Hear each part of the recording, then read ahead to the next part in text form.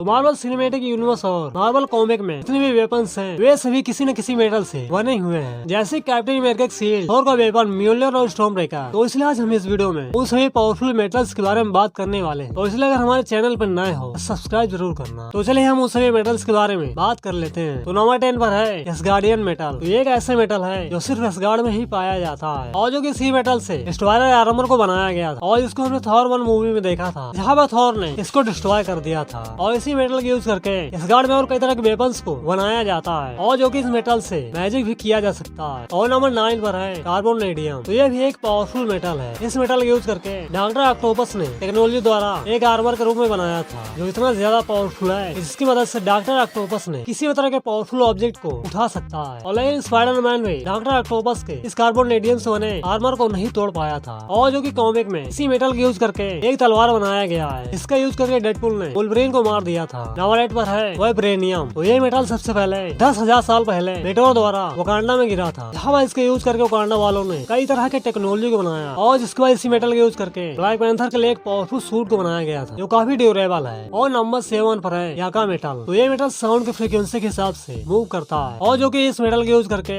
एक याका एरो बना है जिसको यांडू यूज करता है। और नंबर 6 पर है एलिमेंटियम। इस एलिमेंटियम को कई अलग अलग तरह मेटल से मिलाकर एक लैब में बनाया गया था और जो कि इस मेटल को वुल्वरीन के बॉडी में भी डाला गया था और वुल्वरीन के हाथों जो क्लोज है वो भी एलिमेंटियम से बना हुआ है और जिसका यूज वुल्वरीन हर फाइट में करता है। नंबर 5 पर है गैलेक्टिक ग्लास। तो ये मेटल सिल्वर सल्फर के बॉडी में लगा हुआ है और क्योंकि जब गैलेक्टस ने सिल्वर सल्फर को अपना गुलाम बनाया था और जिसके बाद गैलेक्टस इस मेटल को बनाता है और फिर गैलेक्टस इस मेटल को सिल्वर सल्फर के बॉडी से जोड़ देता है और जो कि इसको फिजिकली नुकसान नहीं पहुंचाया जा सकता। नंबर 4 पर है एडमेंटाइन। तो ये मेटल गोल्डन कलर का होता है और इस मेटल के बने वेपन से मैजिक और एनर्जी ब्लास्ट भी किया जा सकता है और यूजर्स इसको अपने माइंड से कंट्रोल भी कर सकता है। नंबर 3 पर है ड्रैगन नाइट। तो ये भी एक पावरफुल मेटल है, लेकिन ये मेटल अभी तक हमें मार्वल में नहीं दिखाया गया है और ऐसा कहा जाता है कि एडमेंटियम और वाइब्रेनियम दोनों से ही ज्यादा पावरफुल है। और नंबर 2 पर है गोल्ड टाइटेनियम अलॉय। तो जब आयरन मैन ने अपना पहला आर्मर क्रिएट किया था जिसको आयरन मैन ने आयरन मेटल से बनाया था और इसके बाद जब आयरन मैन ने अपने पहले वाले आर्मर को अपग्रेड करके दूसरा आर्मर क्रिएट किया था और जब आयरन मैन को ये पता चला ये वाला सूट बहुत जल्द फ्रीज हो जाता है और फिर जिसके बाद आयरन मैन अपने सभी बाकी आर्मर्स को गोल्ड टाइटेनियम से बनाता है। तो नंबर 1 पर है उरू मेटल। ये उरू मेटल यूनिवर्स के टाइम से एग्जिस्ट करता है, इसको मून का एक पार्ट भी कहा जाता है और जो कि इस मेटल से कई तरह के पावरफुल वेपन्स को बनाया गया है जैसे स्टॉर्म ब्रेकर, गंगनीर और म्योल्यर।